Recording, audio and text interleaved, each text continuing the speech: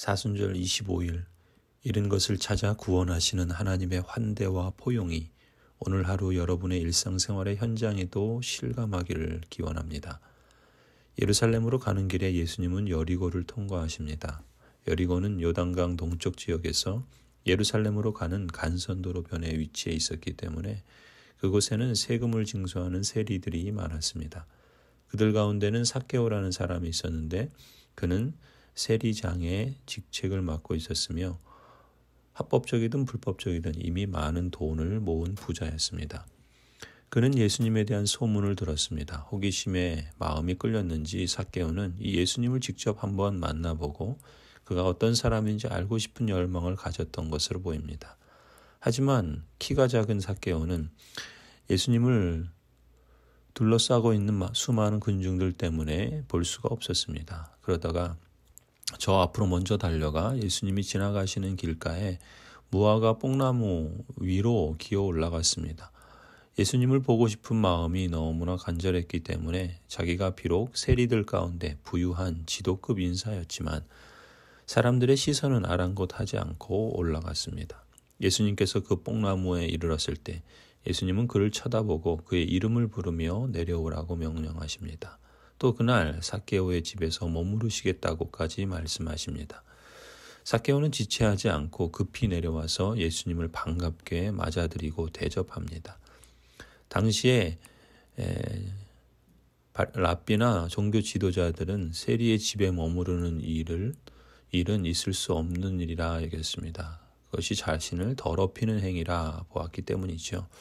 더군다나 예수가 만일 하나님이 보내신 거룩한 자요 메시아라면 더더욱이 그래서는 안 된다는 그러한 생각에 사로잡혀 있었습니다. 하지만 예수님의 신방 때문에 정작 삭개오의 인생에는 놀라운 혁명 같은 일이 일어납니다. 자기 소유의 절반을 가난한 사람들에게 나눠주겠다고 선언합니다. 과거에 세금을 징수할 때 무자비하게 착취하여 뺏은 것이 있다면 무조건 4배로 갚겠다고 사람들 앞에서 공개적으로 말했습니다. 일종의 회개의 표현이었던 것이죠. 나아가 사랑과 감사의 자발적인 행위라 볼 수 있습니다. 단지 예수님이 그에게 먼저 말을 걸어주시고 자기 집에 신방 오신 것 때문일까요?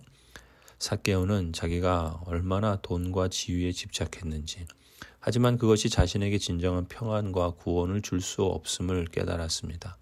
또 일터에서 세금을 거두는 일도 부당하게 해서 사람들에게 범죄한 것을 깨닫게 되었습니다. 자신의 죄를 깨닫는 데서 그치지 않고 곧바로 행동으로 실천합니다. 이처럼 회개는 행동의 변화를 반드시 수반합니다.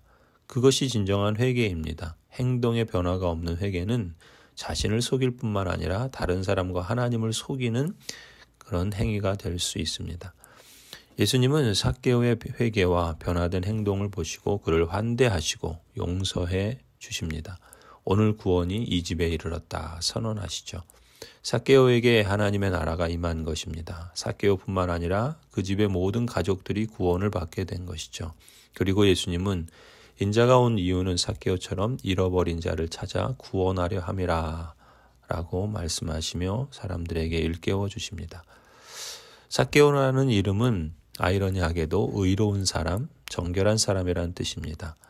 얼마 전까지만 해도 삭개오는 또 키가 작다는 신체적인 열등감 때문에 로마 제국의 앞잡이처럼 동족의 돈을 뜯어서 바치는 세리라는 직업에 대한 열등감 때문에 그 지위와 그 부에도 불구하고 그 열등감을 감추고 보상하기 위해서 돈에 집착하고 이웃을 착취하고 그들을 무시하면서 그들 위에 군림하려고 했습니다. 이웃들도 그런 삭개오를 부러워하기보단 죄인으로 멸시했고 가까이 하기를 꺼려했습니다. 삭개오를 보면 부자가 되어도 채워지지 않는 그 무엇이 있음을 봅니다. 돈으로도 지위로도 사람들 위에 군림하고 위세를 부려도 그것 때문에 사람들에게 존경을 받는 것은 아닙니다. 무엇보다 자신 안에 무엇인가 채워지지 않는 것이 있음을 발견합니다. 예수님을 만나고 하나님과 관계가 회복될 때 비로소 멸시하고 두려워하던 갈등 속에서 해방이 되고 샬롬이 임하게 됩니다. 자신의 열등감을 돈으로 지위로 보상받으려고 하지만 오히려 갈등만 더 만들었었는데 움켜쥐면 질수록 자유가 없습니다. 삭개오가 이렇게 돈으로 지위로 보상받으려는 것은 그만큼 그의 마음이 공허하고 두려움 속에 감춰진 자신만의 비애가 있다는 증거일 수도 있습니다. 오히려 예수님을 만나고 쥐고 있던 것을 풀어놓으니까 비로소 마음의 평화가 임하고 자유하고 관계가 회복되고 예수님의 칭찬을 받게 된 것이죠. 이것이 바로 예수님 때문에 일어난 치유라 할 수 있습니다. 예수님의 치유는 포괄적입니다. 육신의 병도 치유하지만 열등감과 불안, 두려움과 같은 정서적 아픔과 상처도 치유하십니다. 영적으로 귀신 들린 자도 해방하시고 이웃끼리 질투하고 등지는 관계도 온전하게 회복해 주실 수 있습니다. 이렇게 우리 삶의 모든 영역에서 겪는 죄와 아픔과 상처와 고난에서부터 해방되고 온전하게 되는 것, 이것이 예수님으로 말미암는 치유이고 예수님을 통해 임한 하나님 나라의 증거일 수 있습니다. 죄인들을 불러 하나님과의 관계가 회복되면 나 개인에게, 이웃에게, 일터에서, 가정에서 온전한 관계가 세워지고 기쁨을 찾고 누리게 되는 것, 이것이 예수님의 치유이고 구원입니다. 죽음의 그림자가 사라지고 생명의 능력을 맛보는 것, 그리고 그러한 참된 생명과 평안과 샬롬을 하나님의 다스림 가운데 영생토록 누리며 살아가는 것, 이것이 하나님 나라의 모습입니다. 바로 이 하나님 나라를 회복하고 또 확대하시기 위해서 예수님께서 친히 오시고 지금도 일하고 계십니다.